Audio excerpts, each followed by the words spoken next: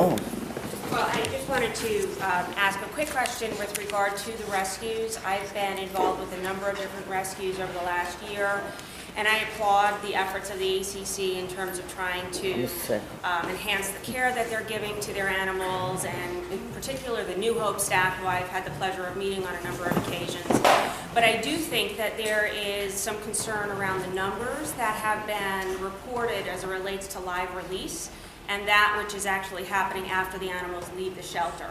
Unfortunately, for many of the rescue groups, we've been stuck with bills that in some cases have prevented us from being able to pull more animals, and in others have put some rescues out of business. And so my concern with that is, in terms of the spirit of partnership, what can we do, whether it's leveraging your resources in terms of your vetting care, whether it's being more upfront about what the actual illnesses are for these dogs, because unfortunately there are many times where we will take an animal out of the shelter where we know that they are perhaps with a respiratory infection, but then after many, many weeks of testing, we find out, in fact, it's canine herpes, it's influenza, it's mycoplasma, it's a number of different issues that for some of these very small groups, they just don't have the resources to support. So I'm a believer in partnership and trying to figure out how to resolve the global problem,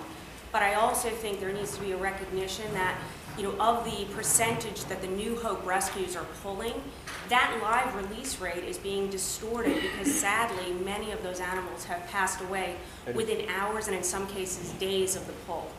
So that's great. And I truly appreciate what you're saying.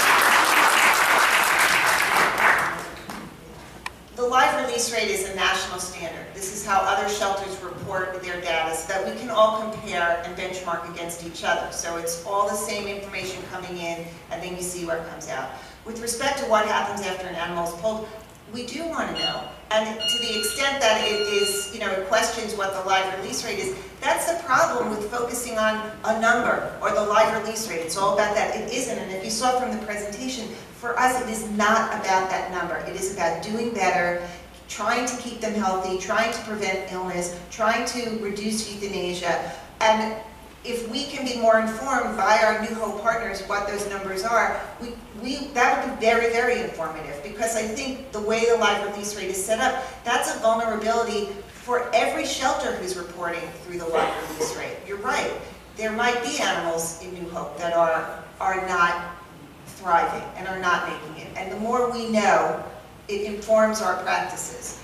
We use it right now as a benchmark, as a place to start. But we welcome that information, and we know from June we had a lot of New Hope partners who sent us information, and I know that our program manager of New Hope, they follow it. So whatever information you want to provide us is really going to help us. But the big long-term strategy is just to do better. We have to do better. We have to try and stay on top of illness. And you know, we do know that some of these illnesses can move in a very, very expensive and medically challenging direction, and that's very hard on everybody. And the more information we have from New Hope, the better. There is no tracking right now. No, I'm sorry. Can I just ask one additional question? And I appreciate it. Is there, and I know we're not going to come up with the answer here, but as a point of discussion for later on, is there a way that we can enhance that partnership from the respect that the bills that are coming to some of these real small rescues are almost, in some cases, like I said, putting them out of business? And my fear for that is that's less partnership for the ACC to leverage to save more animals. So it's this circular issue.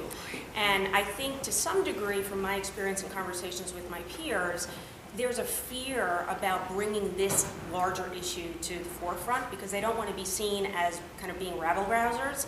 But at the same time, we need help because we are relying, as you are, so I know it's a community challenge on donations, but I can count on 5 fingers over the last 4 months of 5 different rescues that have basically said we are no longer pulling from the ACC, particularly because they pull from 20 other shelters who don't have any of these issues.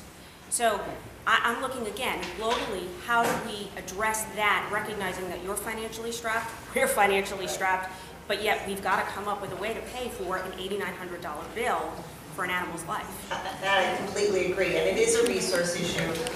We try to leverage our relationships. The ASPCA really stepped up after the June meeting and created a fund of over $100,000 to give to any new home partner that had specific illnesses and they had to apply. It was through us, and so we're monitoring the illness and trying to get out as much money as possible. But like you said, at the end of the day, it comes down to the resources and how much there is to give out. Part of the, the reason for setting up the New Hope program, it's founded on the very fact that we don't have enough resources to care for all of these animals. So that's a true partnership because we rely on those groups to take animals that are not ready for adoption because that's what the public really wants. The groups look at animals that are at risk. They're pulling animals that we can't keep at the shelter. And so it's all about partnership, it's all about resources, and we really are looking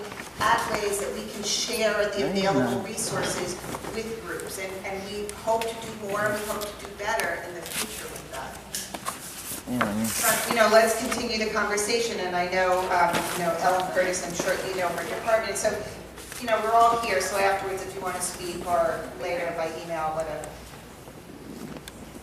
So it was a helpful conversation.